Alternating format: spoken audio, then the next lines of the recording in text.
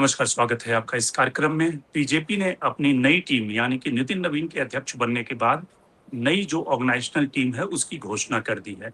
वैसे तो बीजेपी के बारे में कहा जाता है कि प्रधानमंत्री नरेंद्र मोदी और अमित शाह के रहते अध्यक्ष कोई भी रहे, उससे कोई ज़्यादा फ़र्क नहीं पड़ता, क्योंकि ऑर्गेनाइजेशन की ज़्यादातर बैठकें खुद अमित शाह लेते हैं अपने घर पे। जब जेपी नड्डा अध्यक्ष अध्यक्ष थे तब, और नितिन नवीन अध्यक्ष हैं तब भी। इसलिए कोई टीम में उसमें कौन से चेहरे आते हैं, इससे कोई बहुत ज़्यादा फ़र्क नहीं पड़ता।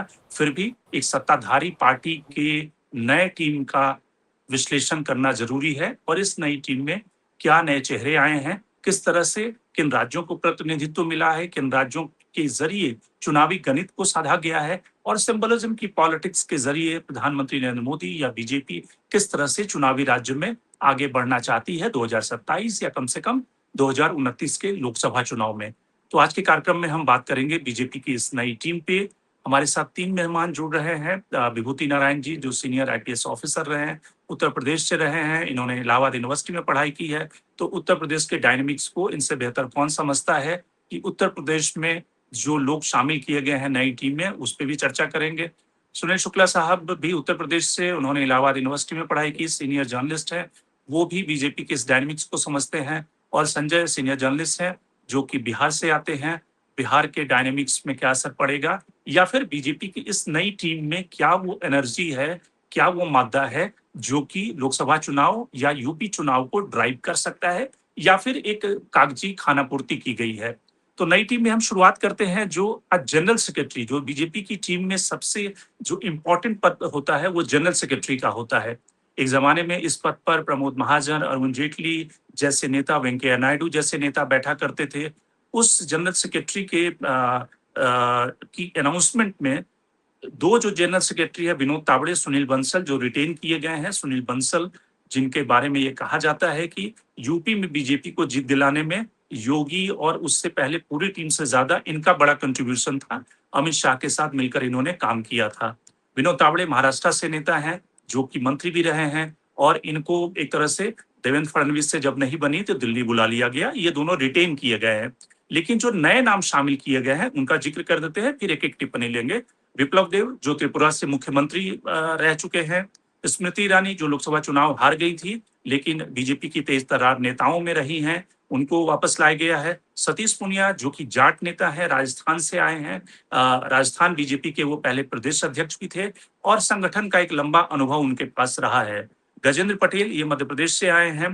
हरीश द्विवेदी, जो यूपी से आए हैं, सांसद भी रहे हैं, और बीजेपी इन्हें लगातार प्रमोट कर रही है, क्योंकि पिछले दिनों में भी इनको सह प्रभारी बनाया गया था हरीश द्विवेदी को। युवा चेहरे हैं, और ब्राह्मणों की नाराजगी हरीश द्विवेदी की आने से क्या ये जो चंदा चोरी हुआ है दूर हो जाएगा। संजय भाटिया हरियाणा से आए हैं। इनकी सीट खाली करके मनोहर लाल खट्टर को दिया गया था, तो इसलिए कंपनसेशन इनको दिया गया है। अब एक एक टिप्पणी शुरू करते हैं। सबसे पहले विभूति जी, आपसे, अगर यूपी के लिहाज से देखा जाए तो यूपी के लिहाज से दो नाम चौंकाने वाले कहे जा सकते हैं, स्मृति ईरानी का और हरीश द्विवेदी का। स्मृति ईरानी यूपी के कोटे से ही यूपी से चुनाव लड़ी थी। हरीश द्विवेदी चुनाव हार गए, लेकिन यूपी से चुनाव लोकसभा चुनाव जीतते रहे हैं। यूथ मोर्चा में थे पहले बीजेपी के, और बीजेपी लगातार इनको ग्रूम कर रही है। कई राज्यों के इंचार्ज, असम के इंचार्ज भी ये रहे हैं। आपको लगता है कि इस टीम से यूपी के लोकसभा चुनाव और यूपी विधानसभा चुनाव में 2029 के चुनाव में कोई फर्क पड़ेगा, या फिर ये बहुत ही हल्की टीम है? देखिए, जो टीम घोषित हुई है, मुझे तो उसमें कोई नई बात नहीं लगी। उत्तर प्रदेश के संदर्भ में और जो उत्तर भारत है उसके जो प्रतिनिधि आए उनको देख के तो लग रहा था कि जातियों का जो जंजाल है उसको साधने की कोशिश की गई। खासतौर से उत्तर प्रदेश में सभी जानते हैं कि जो पिछड़ों में सबसे ताकतवर जाति यादव है वो इनके खिलाफ है, तो उन्होंने यादवों के बरक्स दूसरी पिछड़ी जातियों के नेताओं को तरजीह दी है। मैं स्मृति ईरानी के चयन को नहीं समझ सका, सिवाय ये हो सकता है कि प्रधानमंत्री मोदी की पसंद हो। उनमें क्या सांगठनिक क्षमता है उत्तर प्रदेश में, क्या कर पाएंगी मेरे समझ में नहीं आ रहा है। क्योंकि जो एक देखिए, संगठन के नेता के लिए सबसे जरूरी होता है अपने कार्यकर्ताओं को साथ लेके चलना, उनके बीच में सुलह सपाटा कराते रहना, उनकी नाराजगियां दूर करते रहना। क्योंकि सत्ता पार्टी का हर कार्यकर्ता इस बात पे असंतुष्ट होता है कि वो जो चाहता है वो नहीं हो रहा, और उसके कहने से अफसरों के तबादले नहीं हो रहे, ठेके नहीं दिए जा रहे, या बहुत सारी जगहों पे उसे लगता है कि वो सत्ता पार्टी का सदस्य है, तो लिहाजा उसको स्पेशल प्रायोरिटी मिलनी चाहिए। वो नहीं मिलती तो वो नाराज रहता है। ऐसे में संगठन का जो पदाधिकारी, उसका ये जिम्मा जिम्मा होता है कि वो उसको धीरे धीरे जो उसका गुस्सा है उसे दूर करता रहे, उसके और सत्ता के बीच संवाद बनता रहे। तो स्मृति ईरानी तो जब अमेठी में थी तब भी ये शिकायत आती थी कि बड़ी एरोगेंट है, बहुत उपेक्षा करती है कार्यकर्ताओं से, सीधे मुंह बात नहीं करती। तो पता नहीं क्या सोच करके उन्हें उत्तर प्रदेश के कार्यकर्ताओं के लिए अगर उन्हें लाया गया है, तो वो थोड़ी सी मुझे नहीं, उसका तर्क नहीं समझ में आ रहा। ये नहीं, जरूर है लेकिन कि हरीश उसमें द्विवेदी, स्मृति ईरानी के बारे में एक चीज जो पॉजिटिव चीज जो बीजेपी के कैडर के हिसाब से कही जाती है जी, कि वो जो कांग्रेस और जो पूरा अपोजिशन है उसको बहुत ही कड़ाई से जवाब देती है। तो बीजेपी के कैडर में वो एक तरह से उनके वो हीरो का दर्जा है, जैसे कि निशिकांत दुबे का दर्जा है। भले कि आम जनता में उनकी थोड़ी सी उतनी आम जनता उनसे थोड़ा इरिटेट होती है, लेकिन कैडर उनसे बहुत उत्साहित होता है। नहीं बात आप सही कह रहे हैं। ये बात तो सही है कि वो जवान की बड़ी तेज हैं। पार्लियामेंट में भी वो घंटों भाषण दे सकती थी और जम के हमला कर सकती थी विपक्ष पे, वहां भी कर सकती हैं। लेकिन संग जो महासचिव है उसका तो मुझे नहीं लगता कि केवल भाषण देना ही उसका काम होता है। संगठन कैसे मजबूत बने, संगठन कैसे आगे चले, कार्यकर्ता कैसे संतुष्ट रहें, ये उसकी मुख्य जिम्मेदारी होती है। हरीश द्विवेदी का तो समझ में आ रहा है, क्योंकि खास तौर से राम जन्मभूमि का जो चंदा चोरी वाला प्रकरण है, वो सारे डैमेज कंट्रोल के बावजूद सत्ता पार्टी के हाथ से निकल जाता है, बीच बीच में फिसल जाता है, फिर वो उसे पकड़ने की कोशिश करते हैं। तो वहां ये तो जरूर समझ में आता है कि वो ब्राह्मणों को एक तरह से ब्राह्मणों के लिए एक प्रतीक की तरह आएंगे। बहरहाल अभी तो चूंकि अभी अभी सूची जारी हुई है, तो मुझे लगता है कि थोड़ा हमें इंतजार करना पड़ेगा इनके बारे में विस्तार से चर्चा करने के लिए। जी जी, सुनील शुक्ला जी, इस जो वाइस प्रेसिडेंट की लिस्ट है, एक तो जनरल सेक्रेटरी की लिस्ट है, जो बीजेपी का पूरा संगठन है उसमें मेन जो काम होता है वो जनरल सेक्रेटरी करता है। वाइस प्रेसिडेंट एक तरह से ऑर्नामेंटल वैल्यू के लिए होते हैं, जिसमें कि वसुंधरा राजे सिंधिया चुनावी राज्य हैं उत्तराखंड, तो वहां से तीरथ सिंह रावत को ले लिया गया है। लेकिन उसमें जो सबसे सिग्निफिकेंट बात है उसमें राम माधव की वापसी होना। राम माधव जिस तरह से बीजेपी से किनारे कर दिए गए थे, पहले तो जब अमित शाह 2014 में आए थे तो राम माधव जनरल सेक्रेटरी बनाए गए थे। बाद में 5 साल में ही बीजेपी का उनसे मोहभंग हो गया। नॉर्थ ईस्ट में काफी ज्यादा उनको एक इंचार्ज बनाया गया था। काफी उन्होंने नॉर्थ ईस्ट में काम किया, लेकिन उसके बाद बीजेपी का मोहभंग हो गया। राम माधव को एक तरह से हटा दिया गया, फिर से राम माधव की वापसी हुई है। तो क्या संघ का जो इन्फ्लुएंस है वो हाल के दिनों में बीजेपी ने जो बुफफ किए हैं, आपको लगता है कि उसका रिफ्लेक्शन है राम माधव की वापसी? धन्यवाद रमेश जी। नहीं, राम माधव की तो वापसी इसीलिए हुई, अगर आप हाल के दिनों में उनकी भूमिका याद कीजिए तो वह अंतर्राष्ट्रीय मंचों पर भी संघ की छवि को बनाने का प्रयास कर रहे हैं। पहला बयान उनका आया था सबसे पहले, जब अभी सरसंघचालक का बयान नहीं आया था, जब उन्होंने कहा कि पाकिस्तान के साथ वार्ता होती रहनी चाहिए, पीपुल टू पीपुल कॉन्टैक्ट को बढ़ावा दिया जाना चाहिए। इन्होंने अमेरिका में बैठ करके बयान दिया, और जो अमेरिकी यूथ थिंक टैंक है वहाँ इन्होंने ये बात कही थी। और एक कह सकते हैं आपके भारतीय जनता पार्टी के बौद्धिक चेहरा, समाचार पत्रों में आलेख लिखना, बौद्धिक चर्चाओं में भाग लेना, पार्टी के खिलाफ या विचारधारा के खिलाफ उठ रहे सवालों का जवाब देना, अंतर्राष्ट्रीय मंचों पर भारतीय जनता पार्टी और भारतीय जनता पार्टी की विचारधारा का प्रतिनिधित्व करना, ये काम राम माधव करते हैं। राम माधव के ऊपर अगर आप कहिए तो उनके ऊपर भ्रष्टाचार के भी आरोप लगे थे कि जब जम्मू कश्मीर के राज्यपाल थे अपने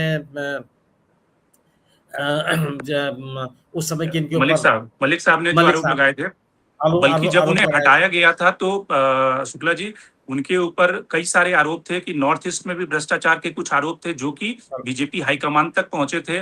मलिक ने आरोप लगाए थे।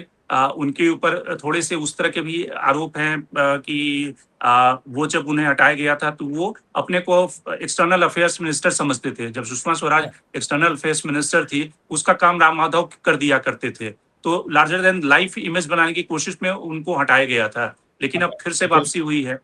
फिर से उनकी वापसी। तो वो जो इस समय संघ और के लोग ये जो प्रयास कर रहे हैं कि दुनिया के पैमाने पर जो संघ की तस्वीर बदले, जो जो थिंक टैंक्स हैं जगह जगह विदेशों के, उन थिंक टैंक्स में जा करके कोई पार्टी का प्रतिनिधित्व करे, पार्टी की विचारधारा को रखे, या पार्टी की एक ऐसी तस्वीर प्रस्तुत करे जो जिससे इसका उदारवादी चेहरा सामने आवे, और जो कट्टरता या जो विभाजन की बात की जाने वाली पार्टी के रूप में इनका प्रतिनिधित्व किया जाता है, उसके रूप में यह क्षमता भी इस पार्टी में जितने लोग हैं किसी के पास नहीं। राम माधव अपनी बात कह लेते हैं, और हालांकि आप याद कीजिए कि जब ऑपरेशन सिंदूर हुआ, इनके बयानों से भारतीय जनता पार्टी सरकार की बड़ी फजीहत हुई।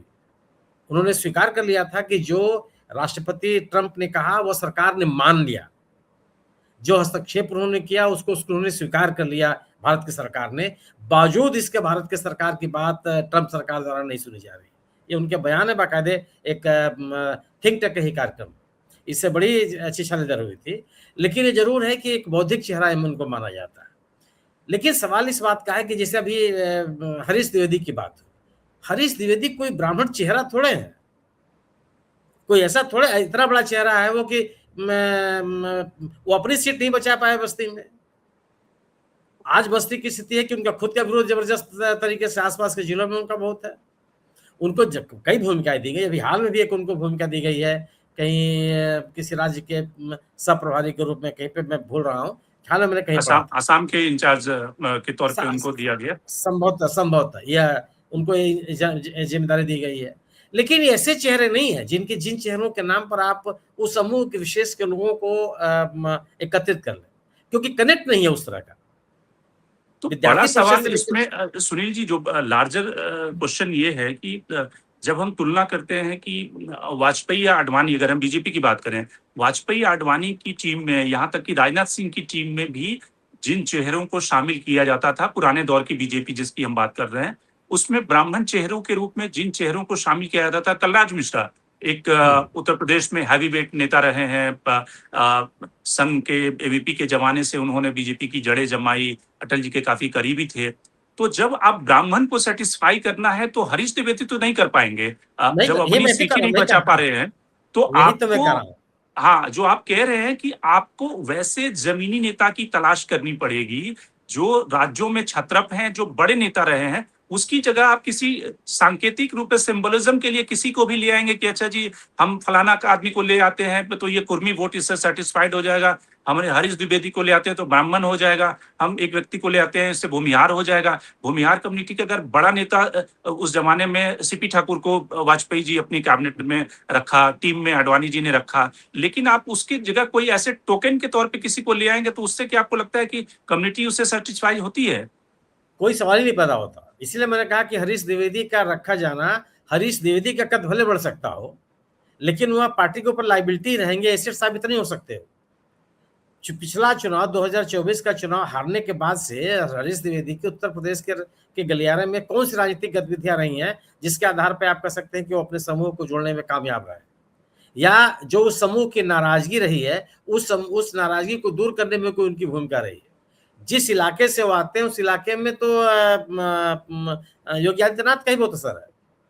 वो योगी आदित्यनाथ जी का असर गोरखपुर, महाराजगंज, देवरिया, बस्ती, सिद्धार्थनगर, ये पूरा का पूरा जो बेल्ट है, गोंडा, ये पूरा का पूरा जो बेल्ट है उसमें उनका असर है।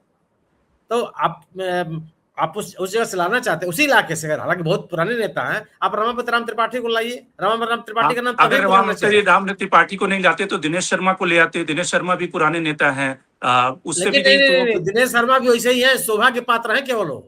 नहीं, शोभा के पात्र ऑर्नामेंटल वैल्यू है, तो ऑर्नामेंटल वैल्यू में ही अगर आपको लाना है तो फिर दिनेश शर्मा को ले आइए, रमापति राम त्रिपाठी को ले आइए, पुराने चेहरे। लेकिन जैसे कि आप स्मृति ईरानी को ले आए, स्मृति ईरानी को लेकर के आने से भारतीय आपको उत्तर प्रदेश में कोई फायदा थोड़ा है।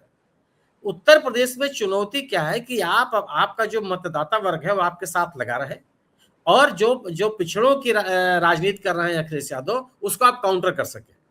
आपने रूपरेखा वर्मा एक का जो सांसद है उनको आप लेकर के एक पिछड़ा चेहरा लेकर के आए हैं, संगीता यादव को आप लेकर के आए हैं, लेकिन फिर भी उसी कम्युनिटी के जो वेल स्टेब्लिश्ड चेहरे हो, अगर आप उनको जब लेकर के आते हैं तो आपको आपके संगठन को ताकत मिलती है। वो नहीं है, वो केवल एक सेरेमोनियल रूप से आप पार्टी में भले रख लीजिए, लेकिन अगर आप ये उम्मीद करते हो कि अब बस आप वसुंधरा राजे को पूरे राजस्थान की राजनीति में किनारे रखेंगे और राष्ट्रीय उपाध्यक्ष बना देंगे, क्या हो जाएगा? आप क्या राजस्थान की राजनीति में वसुंधरा राजे का वह दर्जा रह गया है जो दर्जे के लिए वो हकदार है, जिसके लिए जो जो भारतीय जनता पार्टी के राजनीतिक ताकत के एक बड़ी आधारभूमि रही है। आपने क्या किया उनके साथ? और आप उनको लाके राष्ट्रीय उपाध्यक्ष बना दीजिए। तो कहने के लिए हो जाएगा कि आप वसुंधरा जी राष्ट्रीय उपाध्यक्ष हो गए, क्या उनका समर्थक उनसे संतुष्ट हो जाएगा? इस निर्णय से आपसे संतुष्ट हो जाएगा? क्या होगा वो? हाँ, सुनील बंसल को लाना उत्तर प्रदेश की राजनीति के हिसाब से बहुत महत्वपूर्ण। सुनील बंसल ने भारतीय जनता पार्टी के संगठन को मजबूत करने में बड़ी भूमिका अदा की। और शायद इसलिए उनको लगातार रिटेन किया गया है सुनील बंसल को, किया गया, उनकी भूमिका बढ़ती रही है और लग करके काम करने वाले लोगों में से उनकी पहचान रही है। और कम से कम भले पार्टी के बाहर के लोगों को अपने साथ जोड़ने में कामयाब हो या ना हो, पार्टी के लोगों को जोड़ने में और उनको सक्रिय बनाए रहने में उनकी भूमिका निश्चित रूप से बेहतर रहती है। और जिस समुदाय से आते हैं उस समुदाय को भी बांधे रखते हैं। जो वैश्य समुदाय है जिसकी जरूरत है उसको वो बांधे रहते हैं। लेकिन अगर आप ये कहिए कि कुछ नए चेहरे हैं, कुछ युवा चेहरे हैं जो इससे आप जनजी को संबोधित कर लेंगे या पार्टी की एक बेहतर छवि बना लेंगे, मुझे लगता है कि ऐसा होने वाला नहीं है। जी बिल्कुल। संजय, एक जो चैलेंज था बीजेपी के सामने कि बीजेपी जब इस तरह की टीम बनाती है, प्रधानमंत्री कैबिनेट बनाते हैं, तो उसमें कास्ट, रीजन, चुनाव, महिला, युवा सबको एड्रेस करना होता है। अब इसमें जिस तरह से यूथ का प्रोटेस्ट हुआ, उसके बाद ये चैलेंज था कि उस तरह के कुछ चेहरे लाए जाएं जो यंग जेनजी जनरेशन को, उनके युवाओं के एंगर को एड्रेस करे। अब युवा मोर्चा में ठीक है, हेमांग जोशी जो कि युवा सांसद है गुजरात से, उन्हें ये जिम्मा दिया गया है। लेकिन बाकी जो युवा हैं, जो जिन चेहरों को लाया गया है, वो कोई एक्चुअल में जो एस्पिरेशनल यंगस्टर हैं उसको रिप्रेजेंट नहीं करते हैं। अगर आपको लाना है, पूनम महाजन बैठी हुई हैं, लोकसभा चुनाव को आपने टिकट नहीं दिया, इतने दिनों से वो बैठी हुई है महाराष्ट्र में, आपने पूनम महाजन को क्यों नहीं जनरल सेक्रेटरी बना दिया? अनुराग ठाकुर, ठीक है, आप अनुराग ठाकुर से डिसएग्री करें, एग्री करें, लेकिन कम से कम उनके पास क्रेडेंशियल है, वो बीसीसीआई के प्रेसिडेंट रहे हैं, कैबिनेट मिनिस्टर रहे हैं, एक चुनावी बाउंड स्टेट से, हिमाचल से आते भी हैं, आप अनुराग ठाकुर को बना सकते थे। और भी ऐसे चेहरे खोजे जा सकते थे जो कि यंग, यूथ और ऑर्गेनाइजेशनल दृष्टि से भी उपयोगी हो सकते हैं। तो इसमें आपको लगता है कि सचमुच कुछ किया गया है या वैसे ही कुछ चेहरों को शामिल करके टीम अनाउंस कर दी गई है? जी, देखिए, हर एक डिसीजन का, हर एक चीज़ों को समझने का कॉन्टेक्स्ट होता है, टाइमिंग होता है, प्लस ये भी होता है कि जो कौन अपॉइंट कर रहा है। आज जो टीम बनाई गई है उस टीम के मुखिया है नितिन नबीन। आप बताइए, नितिन नबीन का क्या राजनीतिक जनाधार है? क्या नितिन नबीन में इतना पॉलिटिकल कैपिटल है कि कभी प्राइम मिनिस्टर के डिसीजन को क्रिटिकल रूप से वो जज कर सकते हैं? क्या वो पॉलिसीज मैटर्स पे इंडिपेंडेंटली अपना पॉइंट ऑफ व्यूज रख सकते हैं जो गवर्नमेंट के पॉइंट ऑफ व्यू से थोड़ा डिफर हो? नितिन नबीन अब आप देखिए, अपने ही कॉन्स्टिट्यूंसी को वो बचा नहीं पाए, जिस कॉन्स्टिट्यूंसी को वो 30 सालों तक रिप्रेजेंट कर पाए। तो नितिन नबीन अपने करियर के, अपने मतलब शुरुआती दौर में बीजेपी के अध्यक्ष बनने के बाद वो समझिए कि जो एक वीक विकेट पे हैं, कमजोर विकेट पे वो बैटिंग कर रहे हैं, तो वो उनको वो उनकी जो टीम जो बोली जा रही है, बेसिकली ये टीम इम्पोज की गई है by those two big people in BJP. अब इसमें कहीं से भी आपको देखिए वही ओल्ड फेसेस और कुछ नए फेसेस है। तो इसमें ये है कि जो आप जैसे स्मृति ईरानी का value in the BJP scheme of things में ये है कि वो एक गांधी फैमिली के लिए न्यूजेंस वैल्यू रखते हैं। ये तो बहुत बड़ा वैल्यू है ना, बीजेपी की स्कीम ऑफ थिंग्स में बहुत बड़ा वैल्यू है। वो है, लेकिन क्या कैपिटल वो लेकर आते हैं, है ना? वो क्या पॉलिटिकल कैपिटल लेके आते हैं। दूसरी बात है कि आज बीजेपी अपने राजनीतिक करियर में इस पड़ाव पे है जहाँ पे वो चैलेंज फेस कर रही है फ्रॉम द पीपल। आज आज प्राइम मिनिस्टर जो उनके सबसे बड़े फेस हैं, आज प्राइम मिनिस्टर भी वो मोजो कमांड नहीं करते, वो इमेज, वो ऑरा कमांड नहीं करते। आज प्राइम मिनिस्टर का इमेज अपने उनके करियर का वीकेस्ट इमेज है। और और होम मिनिस्टर अमित शाह, जो जिनको अपना जिनको मतलब समझिए पार्लियामेंट में अपना शक्ल दिखाने से वो बचते रहे, तो वो भी एक एक समझिए डिफेंसिव है। वो एक पूरे रिएक्शनरी मोड में है, टर्म सेट करने के मोड में नहीं है। सो बीजेपी की टीम एक ऐसे वक्त में आ रही है जब जो बीजेपी का जो कद्दावर नेता है वो अपने समझिए कि राजनीतिक कैरियर के एक उस पड़ाव पे है जहाँ पे बीजेपी को नई दिशा देने में अभी असमर्थ दिख रहा है। और अब वो लेकिन भी एक ऐसे संजय एक दो सवाल। एक तो चैलेंज बीजेपी के सामने है जो आप कह रहे हैं कि जो बीजेपी की पुरानी टीम थी, यानी कि जो अटल जी आडवाणी जी ने जिसको ग्रूम किया था, वो एक फेज आउट हो रही है। उसमें से कुछ ही चेहरे बचे हैं आज की तारीख में, जैसे राजनाथ सिंह अभी भी कैबिनेट में है, नितिन गडकरी हैं, वैसे कुछ चेहरे हैं। राज्यों में कुछ कुछ चेहरे हैं, येदियुरप्पा भी रिटायर हो चुके। दूसरी जो स्थिति है कि जो चेहरे जगह ले रहे हैं, जिसको कि प्रधानमंत्री नरेंद्र मोदी या अमित शाह ग्रूम कर रहे हैं, वो एक्चुअल में चेहरे नहीं बन पा रहे हैं। उनको समय दिया गया, वो सारा कुछ जो बैगेज है वो प्रधानमंत्री अपने कंधों पर लेकर चल रहे हैं। हर चुनाव वो अपने कंधों पर जिताने की कोशिश करते हैं। तो ये जो फॉल्ट लाइन है बीजेपी की, कि जिन चेहरों को आडवाणी और अटल ने ग्रूम किया, जो चेहरे बन गए, मास लीडर थे, वो फेज आउट हो गए। जिन चेहरों को अमित शाह और मोदी ग्रूम कर रहे हैं, वो चेहरे नहीं बन पा रहे। अब प्रॉब्लम ये है कि आप नए चेहरे को खोज नहीं रहे, या फिर आप चाहते नहीं हैं कि ऐसे चेहरे आ जाएं जिनकी वजह से उन्हें दिक्कत हो। तो प्रॉब्लम क्या है? देखिए, मेरे ख्याल से देखिए जो डोमिनेंस है, बीजेपी इज नाउ, अभी जो अटल बिहारी वाजपेयी और आडवाणी के दौर की आपने बात की, वो दौर ऐसा था जब एक ऑर्गेनिक वे में लीडर्स निकल रहे थे। एक आज़ादी थी, एक अपने रूप से काम करने की एक जो होता है ना कि जो स्वतंत्रता थी, आप ग्रूम कर सकते थे अपने को, लीडरशिप से कंसल्ट कर सकते थे। एक आज जो नेचुरल तरीके से जो प्रोग्रेस होते हैं Yes. लीडरशिप, उस तरह से प्रोग्रेस होते हैं। आज ये है कि जो बिसाइड्स प्राइम मिनिस्टर और अमित शाह, कोई ग्रूम नहीं हो रहे हैं इस पार्टी में। आज आप चाहे बिहार देख लीजिए, बिहार में सत्ता में है, बिहार में कोई भी बीजेपी का कोई कद्दावर नेता नहीं है। आज आपने एक चीफ मिनिस्टर की वहाँ पे वो अपॉइंट किया है, इम्पोज्ड चीफ मिनिस्टर है। चीफ मिनिस्टर एक ऐसा चीफ मिनिस्टर बिहार में है, ईस्टर्न इंडिया का इम्पोर्टेंट स्टेट में है, जिसके पास अपना कोई राजनीतिक कैपिटल नहीं है, वो सेंट्रल लीडरशिप के मर्सी पे है। दूसरी बात, आप उड़ीसा में देख लीजिए, जो चीफ मिनिस्टर बनाए गए हैं, ही इज ऑल्सो नॉट एक जो मास लीडर नहीं है। तो आज बीजेपी का जो दौर चल रहा है वो अलग टाइप का दौर है, जहाँ पे एक लीडरशिप ग्रूम नहीं हो पा रहा है। यहाँ पे केवल दो पर्सन का और आरएसएस का एजेंडा चल रहा है, और इस एजेंडे में सारे पार्टी को सब्ज्यूम कर लिया गया है, और उसी ढंग से चल रहा है कि केवल एजेंडा को सर्व करना है। You have to be yes man to these two people.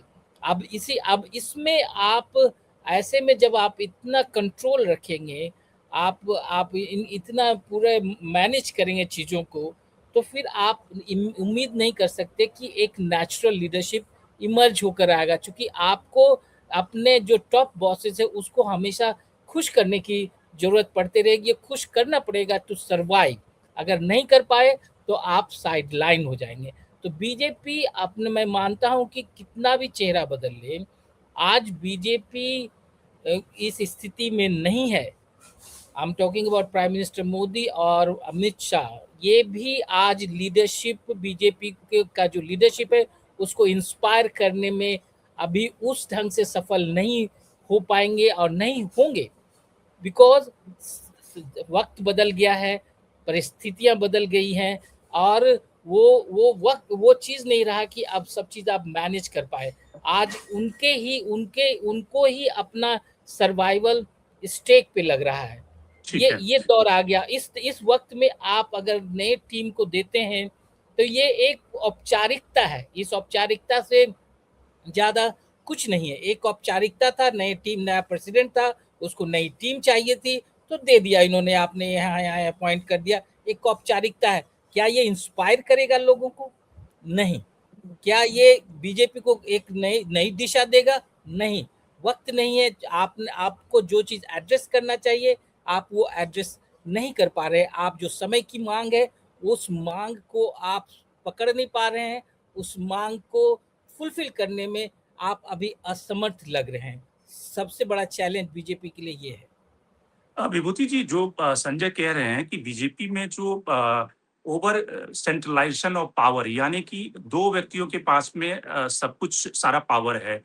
जो आज की तारीख में जब अटल आडवाणी की बीजेपी थी तो उसमें पार्लियामेंट्री बोर्ड के जो मेंबर्स थे उसमें ढेर सारे नेता हमें ये कहते थे कि मेरा टिकट फलाना, मेरे टिकट पे अरुण जेटली ने वीटो लगा दिया है। लेकिन मैं मुरली मनोहर जोशी के पास गया और जोशी जी को कन्विंस कर लिया और जो इलेक्शन कमेटी की मीटिंग हुई उसमें उस व्यक्ति को टिकट मिल गया।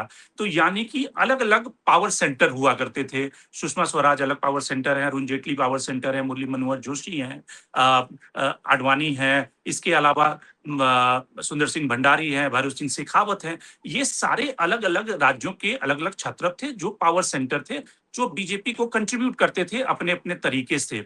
आज की तारीख में प्रॉब्लम यह है कि आप पावर सेंटर सिर्फ दो हैं, बाकी किसी के पास कोई पावर नहीं है। आप जिन लीडर को ग्रूम कर रहे हो, जैसे कि जनरल सेक्रेटरी के तौर पे दो जनरल सेक्रेटरी का नाम खास तौर से मैं ले रहा हूं। एक तरन चुग जनरल सेक्रेटरी हैं जो कि पंजाब से आते हैं। उसी तरह से एक जनरल सेक्रेटरी पिछली टीम में, अमित शाह की टीम में अनिल जैन थे, डॉक्टर थे। 10 साल इनको मौका दिए गए, अमित शाह की टीम में रहे, उसके बाद फिर जेपी नड्डा की टीम में रहे, लेकिन ये नेता नहीं बन पाए। जिसको कहते हैं कि एक ऐसा नेता जो अपने खुद से चुनाव नहीं जीत पाता। एक दुष्यंत गौतम भी जनरल सेक्रेटरी रहे, दिल्ली में उनको विधानसभा का चुनाव दिया गया, टिकट दिया गया, चुनाव हार गए। एक ऐसा नेता जो बीजेपी का जनरल सेक्रेटरी है, जो अपना चुनाव नहीं जीत सकता, उनको राज्यों का इंचार्ज बनाया जाता है। मसलन कि राजस्थान जैसे स्टेट का एक जनरल सेक्रेटरी इंचार्ज है जहां पे लोकसभा की 25 सीटें हैं, महाराष्ट्र जहां पे 48 सीटें हैं। उस 48 सीटों में टिकटों का फैसला, वहां पे चुनाव कैसे लड़ा जाएगा, इसकी स्ट्रैटेजी वो कैसे बनाएगा जब वो अपना चुनाव खुद नहीं जीत सकता। ये जो कॉन्ट्राडिक्शन है, आपको लगता है कि ये अमित शाह, नरेंद्र मोदी नहीं समझते, या उनको लगता है कि उसकी कोई जरूरत नहीं है क्योंकि उन्होंने जो प्रेसिडेंशियल इलेक्शन इंडिया में एस्टैब्लिश किया है अमेरिका की तरह में, कि एक नेता होगा, पूरी मशीनरी उसके लिए काम करेगी, पूरा चुनाव कैंपेन जो बाकी की प्रजा है वो ड्राइव करेगी। तो इसलिए उसमें कोई जनरल सेक्रेटरी ए हो, बी हो, उससे कोई फर्क नहीं पड़ता, उसका कोई पॉलिटिकल वजूद हो, उससे कोई फर्क नहीं पड़ता, उसको तो ऑर्डर को इम्प्लीमेंट कराना है। देखिए, शिखर का एकांत बड़ा भयानक होता है और मोदी जी अब उसी एकांत से ग्रस्त हो रहे हैं। मोदी जी ने खुद ये दुनिया अपने लिए निर्मित की है। इस दुनिया में वो इतने आत्ममुग्ध हैं कि या तो वो हैं या थोड़ा बहुत स्पेस अपने छोटे भाई के लिए या अपने मंत्रिमंडल के छोटे सदस्य के लिए उन्होंने रख रखा है, अमित शाह के लिए, बाकी किसी के लिए जगह नहीं है। तो इस एकांत का सबसे खतरनाक जो परिणाम होता है वो हमने इस 15 अगस्त के भाषण में देखा। वो लग रहा था एक थका हुआ, एक हारा हुआ, एक पस्त आदमी एकालाप कर रहा है। वो खुद ही, उसको समझ में नहीं आ रहा था, उसके हाथ से सूत्र फिसल रहे थे, टेलीप्रॉम्प्टर का इस्तेमाल नहीं कर रहा था, तो वो बार बार अपने नीचे जो नोट्स उसने ले रखे थे उनकी तरफ देख रहा था, लेकिन ऐसा लग रहा था जैसे कोई तारतम्य रह नहीं गया। तो इस टीम में भी यही लग रहा है। देखिए, इस एकांत को इन दोनों ने खुद ही बुना है, बल्कि ये कहे मोदी जी ने खुद ही बुना है। अब उन्होंने ये साबित करने की कोशिश की कि सारा चुनाव उनके नाम पे लड़ा जाता है, बीजेपी का कोई एमएलए एमपी अपने नाम पे नहीं जीतता, अपने काम पे नहीं जीतता, मोदी जी के नाम पे जीतता है। तो ठीक है, ये एक चुनाव में तो ये बन गया, लेकिन उसका खतरनाक जो परिणाम निकला वही है जिसकी तरफ आप इशारा कर रहे हैं कि आप कोई ऑर्गेनिक लीडरशिप नहीं डेवलप हो रही। हर राज्य में पहले आपने 10-12 राज्यों के नाम दिए, 10-12 बड़े नेताओं के नाम दिए, हर राज्य में कोई ना कोई आंदोलन चल रहा था और उन आंदोलनों से ये नेता निकल रहे थे और ये नेता दखल देते थे पार्टी के फैसलों में। जी जी उमा भारती, अब कोई नहीं कर सकता। अब तो जैसे आपने अभी 2 संस्थाओं के नाम दिए जो किसी पार्टी में बड़े महत्वपूर्ण इंस्टीट्यूशंस होते हैं। एक तो उनकी वर्किंग कमेटी होती है, दूसरा पार्लियामेंट्री कमेटी होती है, और तीसरी इलेक्शन कमेटी भी है। इलेक्शन कमीशन उनका जो सीईसी जिसे कहा करते थे कांग्रेस के जमाने में। आपसे अगर कोई पूछा जाए, आप इतने सजग पत्रकार हैं, आप भाजपा के जो चुनाव समिति के लोग हैं उनके नाम याद कर सकते हैं, या आप भाजपा की जो पार्लियामेंट्री कमेटी है उसके नाम याद कर सकते हैं? उनमें हरियाणा की कोई एक अनाम महिला है, पंजाब के कोई एक सज्जन हैं जो किसी कमीशन के चेयरमैन हैं, उनका पॉलिटिक्स से न कभी पहले कोई वास्ता था, नाम है। तो ये अपने रबर स्टैंप इकट्ठे किए इन्होंने, अब उसका खामियाजा भुगत रहे हैं। देखिए ये पूरी की पूरी कमेटी अगर आप कहें जो अभी अनाउंस हुई है, अंग्रेजी की एक कहावत है कि पुरानी बोतल में नई शराब या नई बोतल में पुरानी शराब। तो मुझे तो इसे देख के याद एक ही चीज समझ में आ रही है कि पुरानी बोतल में अधपकी शराब है, ये शराब भी पूरी तरह से ब्रूड नहीं है। तो ये अधकचरे लोगों को ला करके उन्होंने रख दिया, ऐसे लोगों को जो हमेशा सिर हिलाते रहेंगे, जिनका अपना कोई स्वतंत्र व्यक्तित्व नहीं रहेगा। देखिए संगठन के नेता का भी आपने एक उदाहरण दिया कि जैसे लोग टिकट के लिए कोशिश करते हैं, तो हर संगठन का बड़ा नेता अपने साथ 10-5 ऐसे लोगों का प्रोफाइल, ऐसे लोगों का बायोडेटा लेके चलता है, उनके लिए लड़ता है। ये लोग किसके लिए लड़ेंगे और कौन इनके पास जाएगा कि साहब हमें टिकट दिला दीजिए या हमें पार्टी का ये महत्वपूर्ण पद दिला दीजिए? तो इनकी कोई हैसियत है नहीं। और ये शायद मोदी जी चाहते भी यही थे, जब शुरुआत इन्होंने की है 2014 से, तो इसी तरफ बढ़ रहे थे। अब वहां वो एकदम जिसे आप कह सकते हैं कि पूरी सफलता के साथ उस बिंदु पर पहुंच गए हैं। लेकिन ये बिंदु वही है जो मैंने आपसे शुरू में कहा कि ये शीर्ष का एकांत है, और शीर्ष का एकांत बहुत भयानक होता है। कोई आपका भला नहीं चाहता, कोई आपका वेलविशर नहीं होता, कोई आपके लिए आंसू नहीं बहाता, कोई आपके लिए जिसको आप कह सकते हैं कि सहृदय नहीं होता। वो केवल आपके सामने मुस्कुराता रहता है और पीठ पीछे जाके कामना करता रहता है कि कब आपका पतन होगा। तो ये लगभग उसी तरह की स्थिति है। मैं तो नहीं समझता कि ये जो टीम बनाई गई है, शायद टीम जल्दीबाजी में इसलिए भी की गई है कि मंत्रिमंडल का विस्तार होने वाला है। आपने 1-2 लोगों का नाम लिया, शायद वो मंत्रिमंडल में आ रहे होंगे। तो बहरहाल ऐसा नहीं लगता कि इससे भाजपा के सांगठनिक चरित्र में या भाजपा की चुनावी जो संभावनाएं हैं उन पर कोई असर पड़ेगा। इन सब पर सिर्फ मोदी जी के व्यक्तित्व का असर पड़ सकता है। और जैसा मैंने कहा कि अगर 15 अगस्त वाला भाषण को ध्यान करें, उस पर थोड़ा सा गौर करें, तो वो एक थके हुए पस्त आदमी का जो एक आलाप था। बिल्कुल। एक अंतिम टिप्पणी सुनील शुक्ला जी आपसे, जो अभी तक की टीम की रूपरेखा सामने आई है उसमें जो एक और चौंकाने वाली जो खबर है वो है एक तरह से कि अमित मालवीय की लगता है छुट्टी हो गई है। अमित मालवीय की जगह नए व्यक्ति जो कि छत्तीसगढ़ से हैं, नितिन नवीन के साथ छत्तीसगढ़ जब नितिन नवीन लगता नहीं है, हो गई है। जी मैं उसी को कह रहा हूँ कि नितिन नवीन जब छत्तीसगढ़ के इंचार्ज थे तो उनके साथ वो काम किया करते थे। तो अमित मालवीय के साथ कई बार दिक्कत क्या थी कि जो बीजेपी का जो ब्रीफ है उससे वो आगे चले जाते थे, और कई बार जो बीजेपी को जो कवर करने वाले जर्नलिस्ट हैं, अमित मालवीय जब ट्वीट कर देते थे तो उनको ये लगता था कि बीजेपी की ये लाइन है, और कई बार मैं उनको ये चेतावनी देता था कि ये बीजेपी की लाइन नहीं है। और बीजेपी के जब जनरल सेक्रेटरी से आप बात करो तो उनका वो कहते थे कि अमित मालवीय अपने ब्रीफ से ज्यादा आगे बढ़ जाते थे। तो कई बार क्या होता है कि वो जिस तरह से उन्होंने पार्टी को एक तरह से बदनामी दिलानी शुरू की थी, और खास करके छात्र आंदोलन में भी उन्होंने किया, तो शायद उसकी सजा उन्हें मिली है। एक विवादास्पद व्यक्ति तो बने गए थे अमित मालवीय।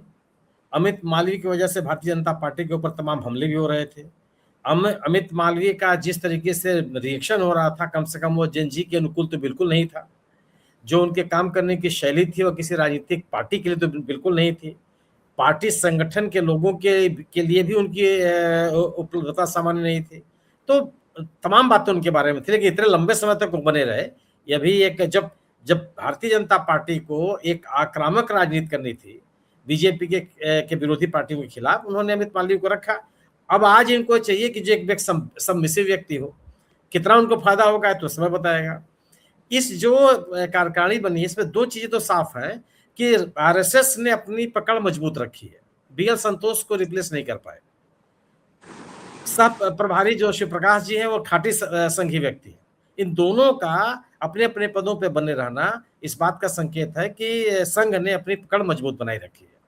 आप इसकी व्याख्या इस तरह से भी कीजिए कि विभिन्न राज्यों से जो लोग लाए गए हैं वह उन राज्यों के क्षत्रपों के कितने अनुकूल हैं, कितने प्रतिकूल हैं, उन क्षत्रपों को किस तरह से एक तरफा राज्य दिया गया है या उनको कमजोर करने की कोशिश की गई है।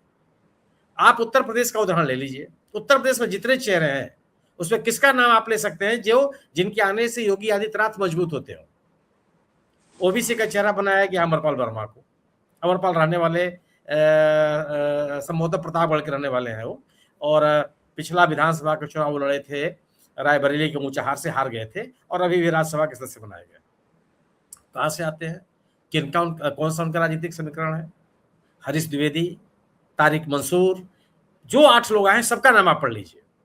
उसमें से कौन से लोग ऐसे हैं जो आज भारतीय जनता पार्टी का उत्तर प्रदेश में नेतृत्व है उसको मजबूत करता हो? आपने वसुंधरा राजे को उत्तर प्रदेश से राजस्थान से बाहर कर दिया, आप उनको केंद्रीय राजनीति में लेकर के चले आए। तो शर्मा साहब को आपने खुली छूट दी। आपने जिन लोगों को आप राजस्थान में ले आ रहे हैं वो कौन लोग हैं? तो जो नए छत्र पैदा कर रही है बीजेपी, उनको उनके सामने कोई चुनौती न रहे। आप बिहार की स्थिति देख लीजिए, जो बिहार से लोग आए हैं 3-4 नाम जो हम लोग ले रहे हैं, उन 3-4 नामों में से कौन सा ऐसा व्यक्ति है जो सम्राट चौधरी का समर्थक हो, रविशंकर प्रसाद का समर्थक हो, जो आज भारतीय जनता पार्टी के बिहार का संगठन है उसको मजबूत करने वाला व्यक्ति हो? राम साहब आए हैं, वह नवीन साहब के साथ राज्यसभा के मेंबर बने थे, इस सब हमारे ख्याल से कहाँ सासाराम या औरंगाबाद कहीं रहने वाले हैं। ऋतुराज सिन्हा जी आए हैं, उनके बारे में भी आप ये देख लीजिए कि वो भारतीय जनता पार्टी बिहार को मजबूत करने वाले हैं या भारतीय जनता पार्टी की जो बिहार का आज का निजाम है उसको पूरी उसके सामने कोई बाधा न रहे, वो स्थिति बनाने की कोशिश की गई है। जो उत्तर प्रदेश से लोग हटाए गए उनके बारे में आप सोचिए। आप लक्ष्मीकांत वाजपेयी हटा दिए गए। लक्ष्मीकांत वाजपेयी एक बड़ा, कम से कम पश्चिम में ही सही या अन्य इलाकों में भी सही, एक बड़ा ब्राह्मण चेहरा थे, वो उनको हटा दिया आपने। राजेश अग्रवाल को हटा दिया जो पार्टी के कोषाध्यक्ष थे और बरेली के संबोधक थे, वित्त मंत्री भी रह चुके थे उत्तर प्रदेश में, उनको भी आपने कोषाध्यक्ष पद से हटा दिया। राधा मोहन दास अग्रवाल को आपने हटा दिया। राधा मोहन दास अग्रवाल इसी गोरखपुर के विधायक रहे कितनी बार, और उनको राजनीति में लाने वाले भी योगी जी रहे। हालांकि बाद में कहा गया कि दोनों के संबंध में थोड़ी कटुता आ गई थी। राधा मोहन दास अग्रवाल को कभी योगी जी ने अपने साथ मंत्रिमंडल में शामिल नहीं किया, लेकिन राज्यसभा के सदस्य होकर गए, वो बनी एक पहचान बनी। वैश्य समुदाय के बीच में एक मजबूत चेहरा है, राजेश अग्रवाल वैश्य समुदाय के एक मजबूत चेहरा है, दोनों को आपने हटा दिया। तो जिन लोगों को आपने हटाया और जिनको आप उनकी जगह पर ले आए, उससे आपकी पार्टी को कोई ताकत मिलती है क्या? और अभी भी कोई नितिन नवीन के लोग पसंद के लोग होंगे ऐसा नहीं है। अभी भी जो टीम ऊपर से आती है, नितिन नवीन का उसमें कोई योगदान नहीं है, तो इसलिए नितिन नवीन या जेपी नड्डा के ऊपर ठीकरा फोड़ने का कोई फायदा नहीं है। कुल मिलाकर कोई बात नहीं कर कि जिन लोगों को लाया गया इस उत्तर प्रदेश में, ढेर कई लोग ऐसे हैं जो कि उप मुख्यमंत्री केशव प्रसाद मौर्य के नजदीकी लोग हैं।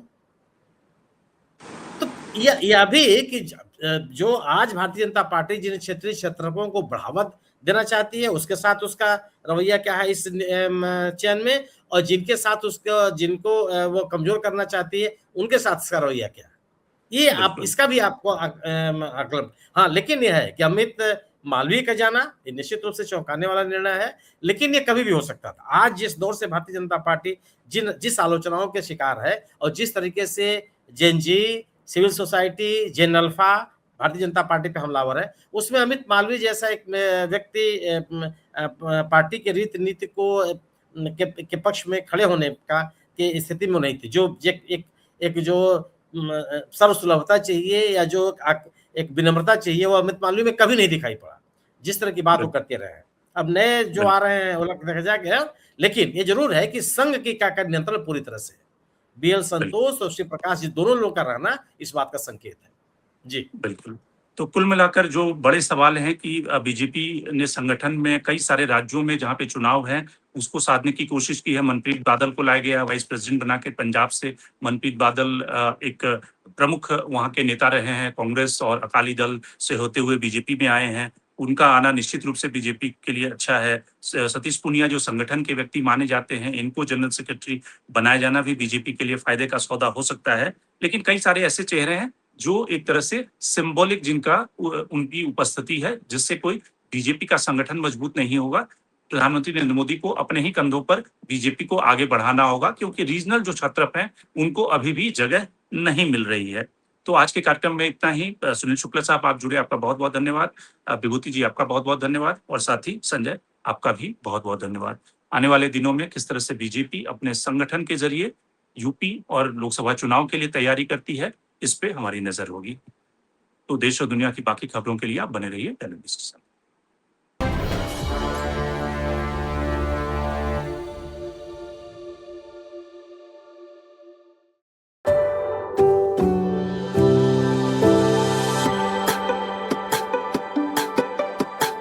Every book has a journey, and every author has an untold story. Behind every powerful book lies curiosity, courage, and countless conversations. Discover them all on Books and Banter, a Dialogus Digital original series.